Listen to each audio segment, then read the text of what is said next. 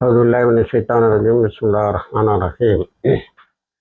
அன்பார்ந்த நேயர்களே, பலஸ்தீன் மீட்பு போர் 924வது நாளை எட்டியிருக்கிறது. ஈரானுக்கும் மனித இனத்தின் எதிரிகளாகிய ட்ரம்புக்கும் நத்தானுக்கும் இடையே யுத்தம் 62வது நாளை எட்டியிருக்கிறது.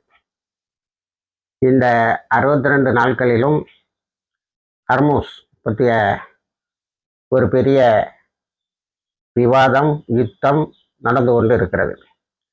அமெரிக்கா மிகப்பெரியதொரு பிளாக்கைடு, ஒரு தடையை, முற்றுகையை ஹர்மூஸை சுற்றி போட்டு இருக்கிறோம் என்று சொல்லி இருக்கிறது. நேற்று அதிசயமாக அமெரிக்காவுடைய கப்பல் ஒன்று எரிஞ்சிருக்கிறது. யுஎஸ்எஸ் ஜெரால்ட் ஃபோர்டு, அது அன்னைக்கு லாண்டரியில் தீ வச்சோம் ஒன்று சொல்லி அது கொஞ்ச நாள் பின்னாடி போச்சுது. அமெரிக்காவுக்கு போகல, ஒரு 400-500 கிலோமீட்டருக்கு அந்த பக்கம் போனது. ரிப்பேர் ஆச்சு, அது பழுதாகி விட்டது என்று சொன்னார்கள். பின்னர் பழுது தீர்த்து விட்டோம் என்று சொல்லி ரெட் சீக்கும் பாபுல் மண்டபுக்கும் அது வருதுன்னு வந்தது. அதன் பிறகு ஹர்மூஸுக்கு வெளியில் கொஞ்ச நேரம் நின்றுது. நேற்றைய முந்தைய தினம் அது அமெரிக்காவுக்கு இழுத்து செல்லப்படுகிறது. திரும்ப ஒரு தீ அதில் படிச்சுதான், எப்படின்னு தெரியல அப்படின்னு அமெரிக்கா சொல்லுது. ஆனால் ஒன்று மட்டும் உண்மை, யுஎஸ்எஸ் ஜெரால்ட் ஃபோர்டு நேர ரிட்டர்னிங் ஹோம்னு போடுறாங்க, நேர அமெரிக்காவுக்கு போகுது. இதை நடக்கக்கூடிய போர்க்களத்தில் உள்ள வார்த்தைகளில் சொல்லணும்னா, யுஎஸ்எஸ் ஜெரால்ட் ஃபோர்டு அடி வாங்கிட்டு நேரை பின்வாங்கி ஓடுகிறது. இதெல்லாம் நடந்துகிட்டு இருக்கும்போது ஹிந்துஸ்தான் டைம்ஸ் படி 53 கப்பல், அல் மயாதீன் படி 73 கப்பல்கள் ஈரானுடைய எண்ணெயை ஏற்றிக்கொண்டு பல்வேறு துறைமுகங்களுக்கும் சென்றிருக்கிறது. ஆக ஹர்மூஸ் பிளாக்கேடு ஒரு முழுமையான தோல்வி. இதை செனட்டர்ஸ் கேட்டான். அமெரிக்காவினுடைய நாடாளுமன்றத்தின் மேலவை உறுப்பினர்கள் கேட்டுவிட்டார்கள். பத்திரிகையாளர்கள் ஹெட்ஸையும் ட்ரம்பையும் கிடுக்குப்பிடியாக பிடிச்சி கேட்குறாங்க. கடைசியில் ஒருவர், அந்த டிஃபென்ஸ் மினிஸ்டர் இருக்கான் பாருங்க, பீட்டர் ஹெட்ஸை நேராக கேட்டான், 182 குழந்தைகளை கொன்னீங்களா, அதுக்கு எவ்வளவு டாலர் செலவழிச்சு? இது டாலர் செலவானது என்று கேட்டதை அவர் எப்படி கேட்குறாருன்னா, how much of our tax money spent to kill 182 children? எங்களுடைய வரி பணத்தில் எவ்வளவு செலவு செய்து 182 குழந்தைகளை கொலை செய்தீர்கள்? நாங்கள் இன்வெஸ்டிகேட் பண்ணுறோம். டோன்ட் லை, எங்களுக்கு பொய் சொல்லிக்கிட்டே இருக்காத, எங்களை இன்னும் பொய் சொல்லிட்டு இருக்கிறீங்க. நீங்களும் உன்னோட பிரசிடென்ட்டும் எங்களுக்கு பொய்யே சொல்லிட்டு இருக்கீங்க இந்த யுத்தத்தில். அதனால பொய்யை சொல்லாத. $25 பில்லியன் என்ன சாதிச்சீங்க? $25 பில்லியன் இது வரைக்கும் செலவழிக்கிறான். $1.5 ட்ரில்லியன் வேணுமா? ஆப்கானிஸ்தானில் 3 ட்ரில்லியன் இழந்தோம்னு சொல்லி பைடன் பின்னாடி அழுதது உங்களுக்கு எல்லாம் தெரிஞ்சிருக்கும். அதே போல இப்போ 1.5 ட்ரில்லியன் கேட்டிருக்கேன் நான். ஆக ஹர்மூஸ் முற்றுகை படுதோல்வி. அதுல நேற்று பென்டகனுடைய அறிக்கை என்னன்னா, பென்டகனுடைய அறிக்கை நான் சொல்லிக்கிட்டே இருக்கேன் உங்கள்கிட்ட. அது இந்த அமெரிக்காவினுடைய குடியரசுத் தலைவர் பிணந்தின்னும் கழுகு ட்ரம்புக்கும் அந்த இஸ்ரேலில் பீட்டர் ஹெட்ஸுங்கிற இவனுக்கு எதிராக வந்துகிட்டே இருக்கு. அவன் எந்த அளவுக்கு போயிட்டான்னா, பென்டகன் எல்லா உண்மைகளையும் யாருக்கு ட்ரம்புக்கு சொல்லலை அப்படின்னு. ட்ரம்பு பொய்யே சொல்லிட்டு இருந்தா எப்படி நாங்கள் சொல்லுதுங்கிற மாதிரி நேற்று ஒரு லீக்டு ரிப்போர்ட்டில் அது பத்திரிகைக்கு பகிரங்கமாகவே கொடுத்துருக்காங்க. நியூயார்க் டைம்ஸ்லேயும் வந்திருக்கு. நம்மளுடைய ஆயுதங்கள் முற்றாக தீர்ந்து விட்டது. பெட்ரோல் இங்கே விலை ஏறிக்கிட்டு இருக்கு. பெட்ரோல் ரிசர்வ் வச்சிருப்பானோ போல தெரியுது. அதாவது இந்த மாதிரி எமர்ஜென்சியில் பயன்படுத்துறதுக்கு அதில் இருந்து 92 மில்லியன் பேரல்ஸ் ஆஃப் பெட்ரோலை இறக்கியிருக்கோம் அப்படின்னு சொல்லியிருக்கான். அதோட இந்த யுத்தத்தில்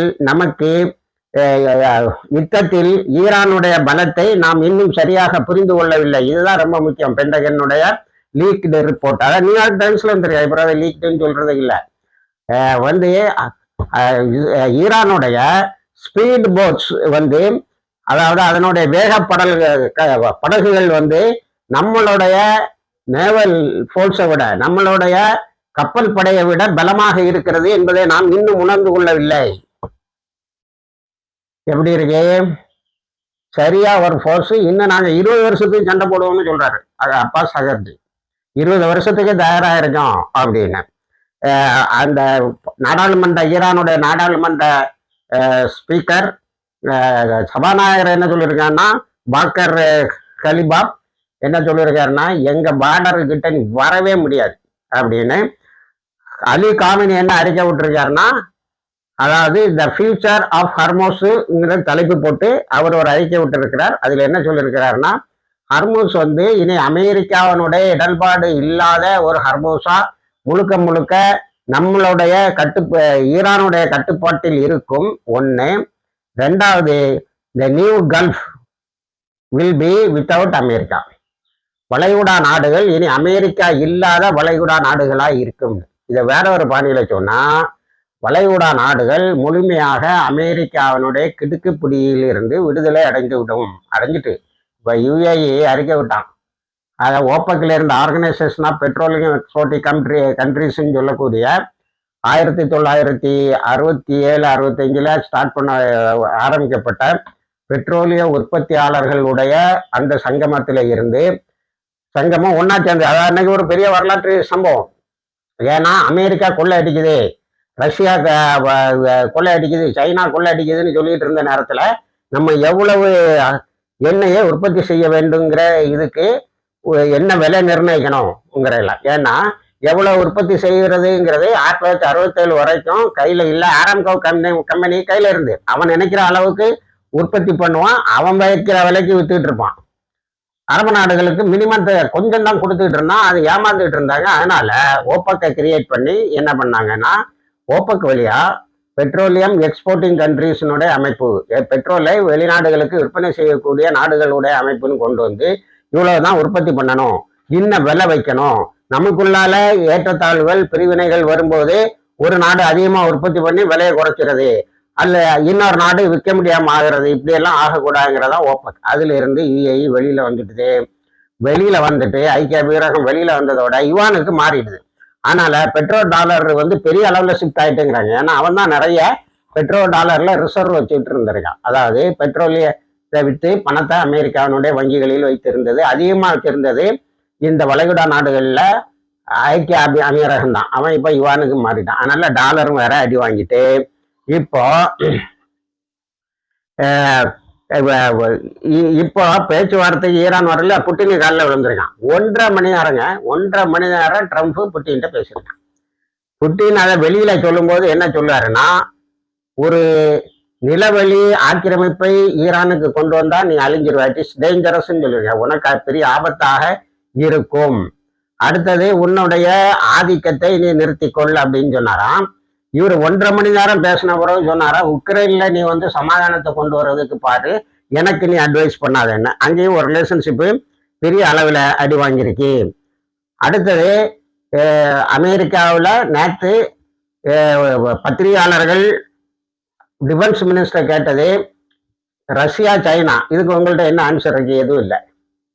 இப்போ சைனாவுடைய நாணயத்துல எல்லாம் மாறிட்டு இருக்கு, பொய்ய சொல்லி எங்களை ஏமாத்திட்டு இருக்கீங்கிறத திரும்ப ஒருக்க சொல்லியிருக்காங்க. அடுத்தது ஒரு பெரிய அதிர்ச்சி இஸ்ரேலுக்கு காத்திருக்கு. என்னன்னா, இஸ்ரேலு இந்த காணொலியில ஒரு மாசம் அல்லது 60 நாளைக்கு முன்னாடி நான் உங்கள்கிட்ட சொன்னேன், இஸ்ரேலு அமெரிக்காவிடம் ஒரு 10 வருஷத்துக்கு எங்களை பாதுகாக்கும் நாடாக நீங்கள் இருக்க வேண்டும், நாங்கள் உங்களுடைய ப்ரொடெக்டரேட்டுகளை பாதுகாப்பின் கீழ் வந்து விடுகிறோம், அதுக்கு ஒரு எக்ரிமெண்ட் போடுவோம் அப்படின்னு சொல்லி கேட்டுக்கிட்டு இருந்தான். ஆனா ஈரான் அடிச்ச அடியில என்ன நடந்திருக்குன்னு சொன்னா, ஈரான், ஹிஸ்புல்லா, ஹூத்திஸ் எல்லாரையும் சேர்த்துக்கணும் 70,000க்கு மேற்பட்ட பாலஸ்தீன சகோதர சகோதரிகள் ஷஹீதாயி என்ன நடந்திருக்குன்னா, 10 வருஷத்துக்குள்ளால அமெரிக்கா எல்லா உதவிகளையும் இராணுவ உதவிகளையும் இஸ்ரேலுக்கு நிறுத்தும். எடுத்த ஒன்றும் இல்லை, ஃபேஸ்ட் மேனர். அதுக்கு பிறகு புது பார்ட்னர்ஷிப் போடுவோம். இதை இன்னும் டீட்டெயிலா எல்லாரும் சொல்றாங்க. எப்படின்னா 2016 10 வருஷத்துக்கு போட்டது 2013 வருஷத்துக்கு போட்டிருக்காங்க. 2019 29 அது முடியணுமா. 2029க்கு பிறகு உனக்கு இந்த $3.8 பில்லியன் வருஷந்தோறும் தந்துகிட்டு இருந்தோம்ல, ஒபாமா காலத்துல இருந்து 2016 இருந்தே கொடுத்துட்டு இருக்கிறாங்க. அந்த அந்த காசை நாங்கள் நிறுத்திடுவோம். அதாவது 38 பில்லியன் பெர் இயர். அது கூட தான் வரும். 3.8 பில்லியன்னா நிறைய தான் வரும். அதை நிறுத்திடுவோம். இனிமே நிறுத்திட்டு உனக்கு ஃபேஸ்ட் மேனர்ல நாங்கள் வெளியில வந்துடுவோம் அப்படின்னு சொல்றோம். இது இஸ்ரேல்ல பெரிய அதிர்வலையை உருவாக்கி இருக்கிறது. இன்னைக்கு இஸ்ரேல வெறுக்காத நாடே கிடையாது. ஏன்னா யூரோப்பியன் யூனியன் ஒரு விஷயத்த நேற்று அறிக்கை மூலம் தெரிவிச்சிருக்கு. Israel genocide கண்ட்ரிங்கிறது உறுதியாகிவிட்டது. எல்லா உறவுகளையும் நம்ம காலப்போக்கில் இது நிறுத்திவிட வேண்டும்னு. நிறுத்துவானோ இல்லையோ அறிக்கை பெரிய அதிர்ச்சியை இஸ்ரேலுக்குள்ளால உருவாக்கியிருக்கு. அமெரிக்காவும் இப்போ ஒன்றை கைவிடக்கூடிய அளவுக்கு வந்துட்டேன். அமெரிக்காவில் ஒரு பெரும் கூட்ட மக்கள் இட் இஸ் நாட் அவர் வார்ன்னு சொல்லக்கூடிய அளவுக்கு வந்துட்டேன். அதனால 10 வருஷத்துல ஃபேஸ்ட் மேனர்ல நம்ம வெளியில வந்துருவோம் அப்படின்னு சொல்லி அமெரிக்கா சொன்னது இஸ்ரேலுக்கு பேரிடியாக இருக்கிறது. இன்னும் ஆயுதம் அனுப்பியிருக்கான். 6500 டன்னு ஆயுதம் ப்ராமிஸ் பண்ணது போய் சேர்ந்துருக்கு. இதுல ஒரு பெரிய லாஸ் இருக்கு. அமெரிக்கன் செனட்டர்ஸுக்கும் இஸ்ரேலில் உள்ள இந்த பிணந்தண்ணி கழுகுகளுக்கும் அமைச்சர்களுக்கும் இடையில எக்ரிமெண்ட் போட்டு டிஃபென்ஸ் இது நிறைய இருக்கு. இப்போ அமெரிக்காவினுடைய டிஃபென்ஸ் எக்ஸ்போர்ட்ஸ், அதாவது ஆயுதங்கள் ஏற்றுமதி, மைல்டான வார்த்தையில நியூயார்க் டைம்ஸ் சொல்லுது டிஸ்டர்ப்டு. அதுக்கு தொல்லைகள் வந்து விட்டதுன்னு வெளியில உள்ள பத்திரிகைல என்ன சொல்லுதுன்னா பெரிய அளவுல குறைந்து விட்டது. அப்ப இப்ப நமக்கு இந்த மொத்த சூழ்நிலையில ஒண்ணு புரியும். அமெரிக்காவினுடைய பொருளாதாரம் பெரிய அளவில் கீழே விழுந்து கொண்டு இருக்கிறது என்பது. அடுத்தது லெபனான் ஃப்ரண்ட். லெபனான் ஃப்ரண்ட்ல நம்ம பெரிய அளவுல ஒண்ணு கவனிக்க வேண்டியது இருக்கு. ஈரான் 15 நாளைக்குள்ளால எங்களுக்குள்ளால ஒரு முழு போர் நிறுத்தத்தை கொண்டு வர வேண்டும் அப்படின்னு யார் தெரியுமா கேட்டிருக்கா? நாட் லேட்டர் தேன் மிட் மே மத்திக்குள்ளால ஒரு பேச்சுவார்த்தை மூலம் ஒரு போர் நிறுத்தத்தை கொண்டு வந்து விட வேண்டும்னு வாஷிங்டனை கேட்டிருக்கான். வாஷிங்டன்ல தான் அடுத்த பேச்சுவார்த்தை நடக்குமா. ஏன்னா நேற்று பிந்து ஜுபைல இருந்த 612 இஸ்ரேலிய இராணுவத்தினரையும் காயம்படுத்தி அழித்தும் இருக்கிறார்கள். இப்போ சீஸ்ஃபயர் டைம்ல இஸ்ரேல்ல எவ்வளவு இராணுவத்தினர் காயம்பட்டார்கள் என்பதை கேட்கறதுக்கே ரொம்ப பெரிய அதிர்ச்சியா இருக்கு நமக்கு. 8549 பேர் காயம்பட்டு இருக்கிறார்கள் டூரிங் த சீஸ்ஃபயர். ஈரானுக்கிட்ட போட்ட சீஸ்ஃபயராகவும் இருக்கலாம், அல்லது இப்போ ஹிஸ்புல்லாவோடு போட்டு ஒரு 3 வாரத்துக்கு எக்ஸ்டெண்ட் பண்ணியிருக்காங்களே அதுல பட்டது. ரெண்டும் சேர்ந்து 8549 இன்ஜுரிஸ்.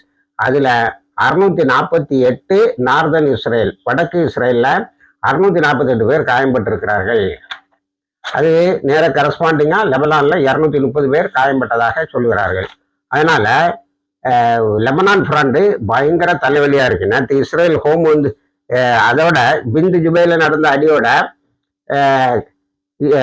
யோகி அகர்நாத்ங்கிற பத்திரிகை என்ன சொல்லுதுன்னா 18 மாசமா ஒரு புது ஏவுகணையை வச்சு இவங்க தாக்கிட்டு இருக்கிறாங்க. யாரு? ஹிஸ்புல்லா. சீஸ்ஃபயருக்கு பிறகு அப்போ 18 மாதங்களுக்கு முன்னாடி அவங்க தாக்குனா அந்த ட்ரோனுக்கு நம்ம பதில் கண்டுபிடிச்சு விடுவோம்னு சொன்னா அதுக்கு பிறகு சீஸ்ஃபயர் வந்தது, அதுலேயும் நீ ஒன்றும் செய்யலை. இப்போ அந்த ட்ரோனை வச்சு தாக்குறாங்க. அதனாலதான் நமக்கு இந்த சேதாரங்கள் அதிகம்னு யோகி அகர்நாத் ஒரு மிலிட்ரி ஆபீசரை கோட் பண்ணி சொல்லியிருக்கிறது. அடுத்தது நம்மளுடைய no effective for low cost Lebanon drones. அதாவது நம்மகிட்ட அதுக்கு ஒரு பயங்கரமான தடை இல்லை. ஆனா அந்த லோ காஸ்ட் லெபனானுடைய ஆளில்லா விமானங்களை சொல்லும்போது லோ காஸ்ட்ங்கிறாங்க. விலை குறைந்த இதை வச்சு நம்மளை அடிச்சு நிமித்திட்டு இருக்கான். நம்மளுடைய இராணுவத்தினர் பலிகடாய் ஆக்கிட்டு இருக்காங்க. சிட்டிங் டக்ஸ்ன்னு சொல்றானோ, அதாவது கொக்கு இருந்துகிட்டே இருக்கு. இவன் துப்பாக்கி எடுத்து குறிபாக்குற வரைக்கும், அதை லோடு பண்ற வரைக்கும், ட்ரிகர் பண்ற வரைக்கும் கொக்கு அப்படியே உட்கார்ந்துட்டு இருந்தா அது முட்டாள் கொக்கு தானே. அதே மாதிரி இந்த கொக்குகள் அங்க உட்கார்ந்துட்டு இருக்கு. அதை எலக்ட்ரானிக் ஜாமிங்னு ஒன்று வச்சிருக்கானா.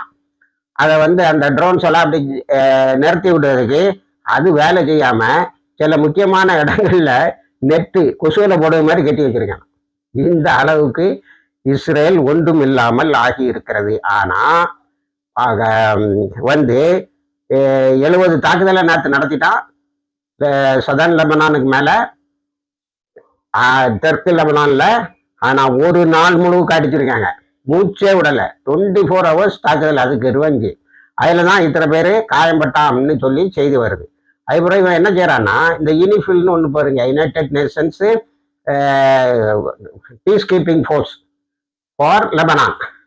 அந்த லெபனானுக்குள்ள ஐக்கிய நாடுகள் சபையினுடைய பாதுகாப்பு இதில் இருந்த ஒரு பிரான்ஸுக்காரனை கொண்டு இருக்கான். இப்போ லெபனான் இராணுவத்தை சேர்ந்த அந்த பாதுகாப்பு படையிலிருந்து லெபனான் இராணுவத்தை சேர்ந்த 5 பேரை கொண்டு இருக்கான். அதனால லெபனான் கவர்மெண்ட், அதாவது லெபனான் கவர்மெண்ட் வேற, ஹிஸ்புல்லா வேற. அப்போ லெபனான் கவர்மெண்ட் என்ன சொல்லியிருக்குன்னா, வாஷிங்டனுக்கு பேசவா, மே 15க்குள்ளால பேசவாங்கிற எல்லாம் தூக்கி அந்த பக்கம் வச்சுக்கிட்டு, நாங்கள் என்ன செய்கிறோம் என்று சொன்னால், இனி லெபனான் கவர்மெண்ட் நாங்கள் என்ன செய்ய போறோம்னா, முழுக்க ஒரு தாக்குதல் கூட நடக்கக்கூடாது, போர்னு அர்த்தம். அப்படி வரணும். லெபனானுக்கு உள்ளால இருக்கக்கூடிய இஸ்ரேலு வெளியில போயிடணும். அதைத்தான் இஸ்ரேலில் உள்ள ஹோம் பத்திரிகையும் நியூயார்க் டைம்ஸும் இல்லை இருந்து செய்த பல கட்டுரைகளை போட்டிருக்கு. அதை எடுத்து அல் ஜசீரா குளோபல் மீடியான்னு போடுது. உலகம் முழுவதும் உள்ள மீடியாக்கள் என்ன சொல்லுதுன்னா, இஸ்ரேலுடைய கோலானி சோல்ஜர்ஸ், கோலான் பிரிகேட்ஸ்ன்னு சொல்லக்கூடிய ஒரு சோல்ஜருக்கு, ஒரு படைவீரனுக்கு, இந்த கோலானி படைப்பிரிவில் உள்ள இஸ்ரேலுடைய இந்த கோலானி படைப்பிரிவில் உள்ள ஒரு ஆளை ட்ரெயின் பண்ணதுக்கு $100 மில்லியன் செலவாச்சு, அப்படி இப்படின்லாம் சொல்லுவான். மில்லியனா இருக்காது, அது கொஞ்சம் இதாக இருக்குங்க. அட்லீஸ்ட் 1 மில்லியன்னே எடுத்துக்கிட்டுங்களேன் ஒரு ஆளை ட்ரெயின் பண்ணதுக்கு. அவங்க எவ்வளோ பெரிய காஸ்ட்லி ட்ரைனிங் கொடுத்தவங்க.